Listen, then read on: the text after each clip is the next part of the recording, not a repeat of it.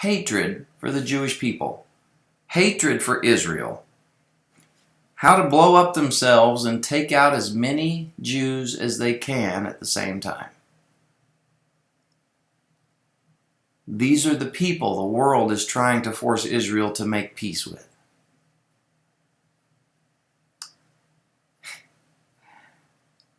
They teach them nothing but hatred for the Jews and the whole land of Israel. They teach them that the Jews are occupying their land. It's their land, according to them. It's all of the land of Palestine. And none of them should rest until every Jew is gone, driven into the sea, or killed, and all of the land of Israel becomes all of the land of Palestine. That's their goal. That's what they've been taught from the moment they were born. Do you think it's possible that Israel could make peace with someone who had that mindset? Let me just remind you, Palestinians don't want peace with Israel. They want Israel. Plain and simple. It's all biblical, people.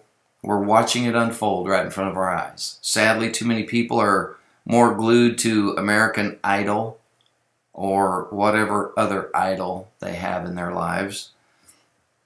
Here's a story out of Yahoo. Kerry says he's undeterred by Israeli criticism of peace push. U.S. Secretary of State John Kerry said today he wouldn't let criticism of his Middle East peace efforts attributed to Israel's defense minister deter him from trying to achieve a framework Israeli-Palestinian deal.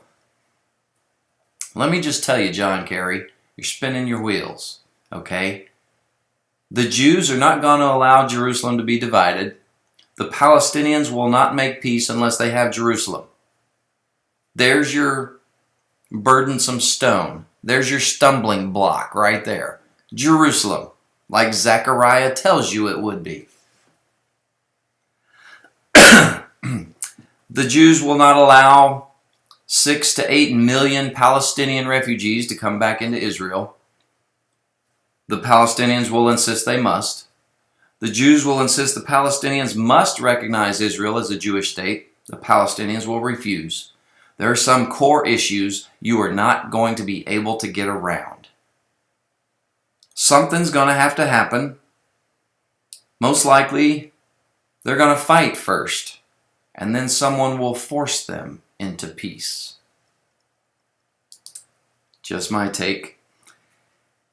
Here's something out of the economic collapse.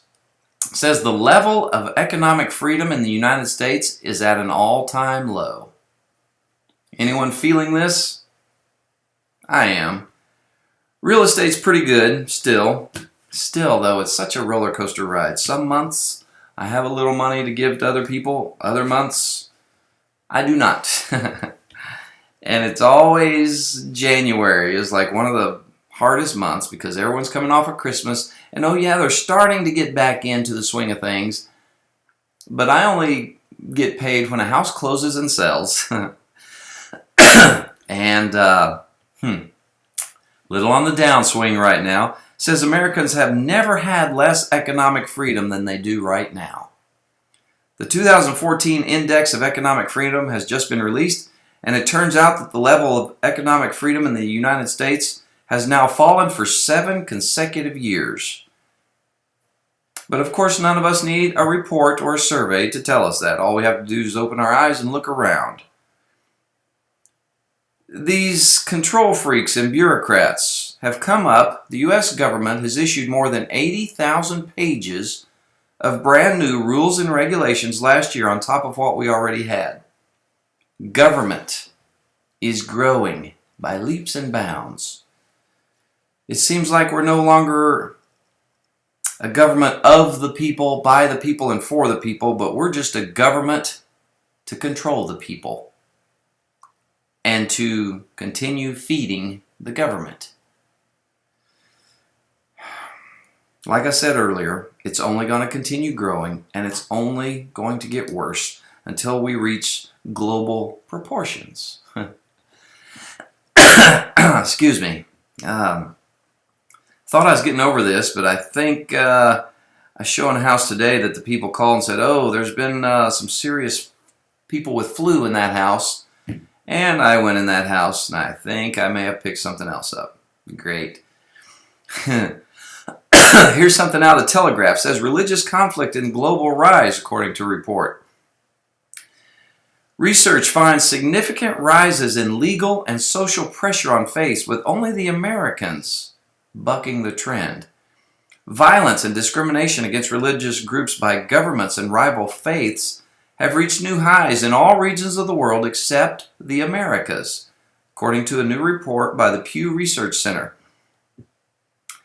Such hostility, social hostility, such as attacks on minority faiths or pressure to conform to certain norms, was strong in 1/3 of the 198 countries and territories surveyed in 2012, especially in the Middle East and North Africa.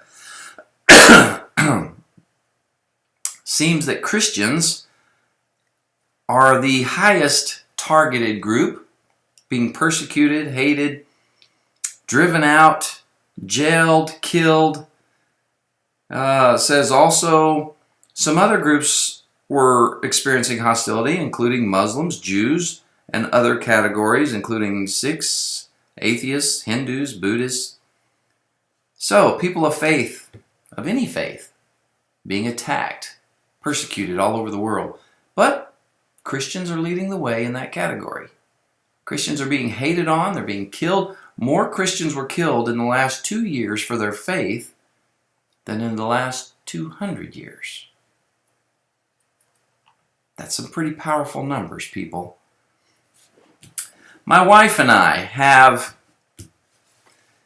been going to all kinds of great marriage classes. We've been engaging in some great Bible studies. We've been doing all kinds of things. We are growing stronger in our walk with God and our walk together.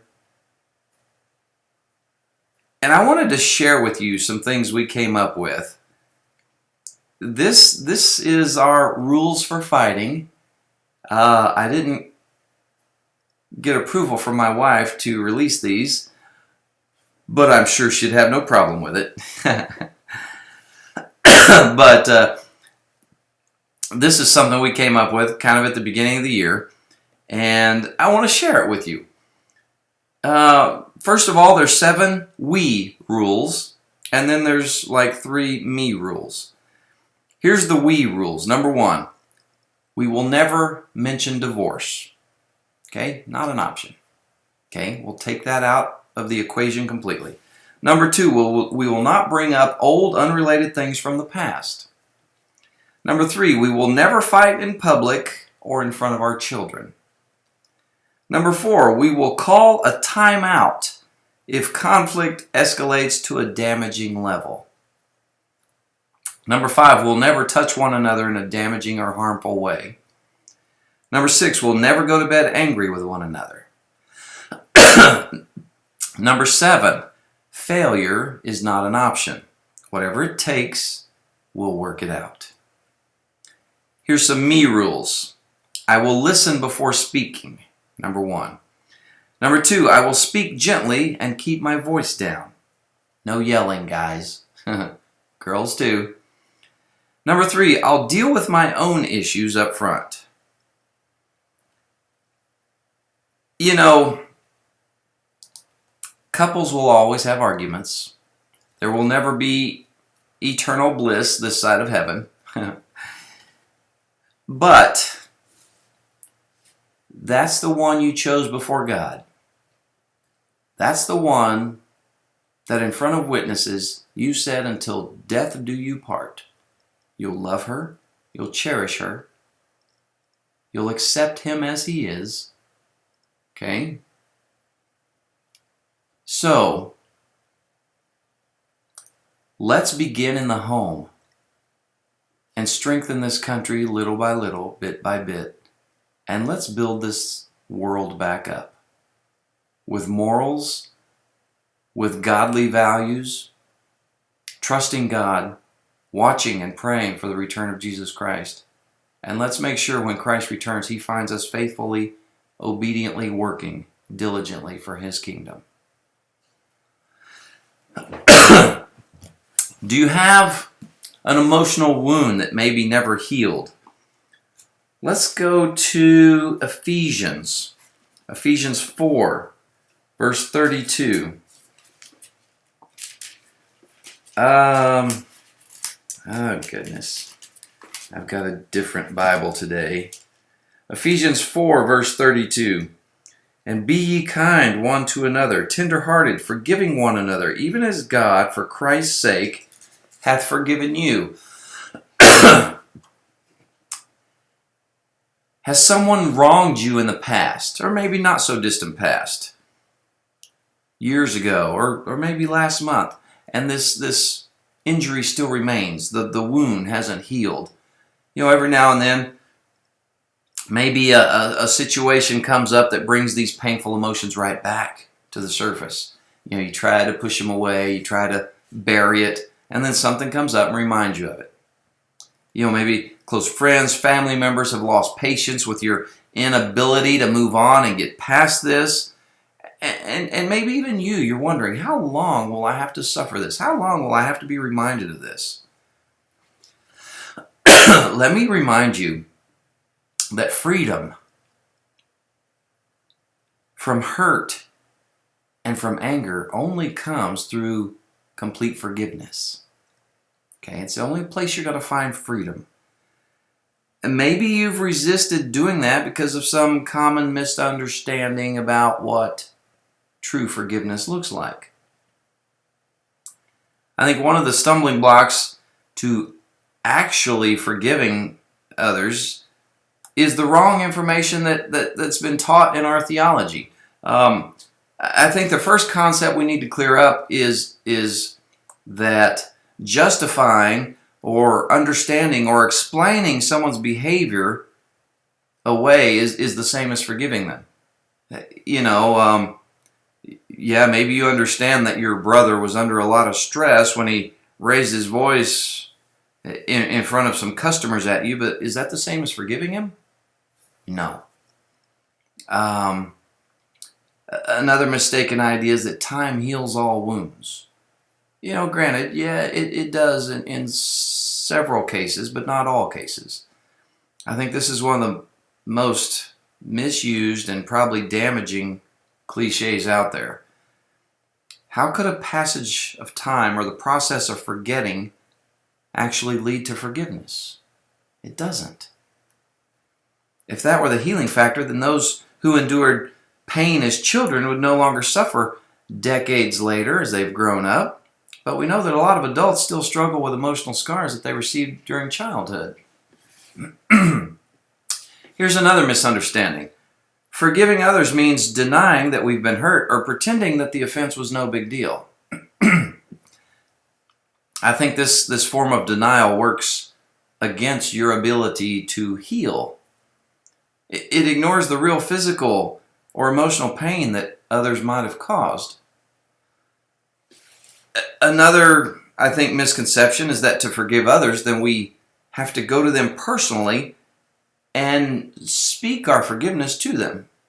Now, that's probably not a bad idea, but forgiving someone in person usually causes more problems than it solves. God forgave us long before we ever asked Him to. Okay? He pardoned us for the sins we will never confess, 1 John 1, verse 9. And in the same way, we're free to forgive others without explaining why we've done so. Now, telling others that you're forgiving them and actually forgiving them are usually two separate actions. You say, oh, I forgive you for that, but in your heart, you're carrying that resentment. In your mind, you're thinking, you just wait, I'll get even, right? Revenge is mine, saith the Lord. We have to be careful. We're living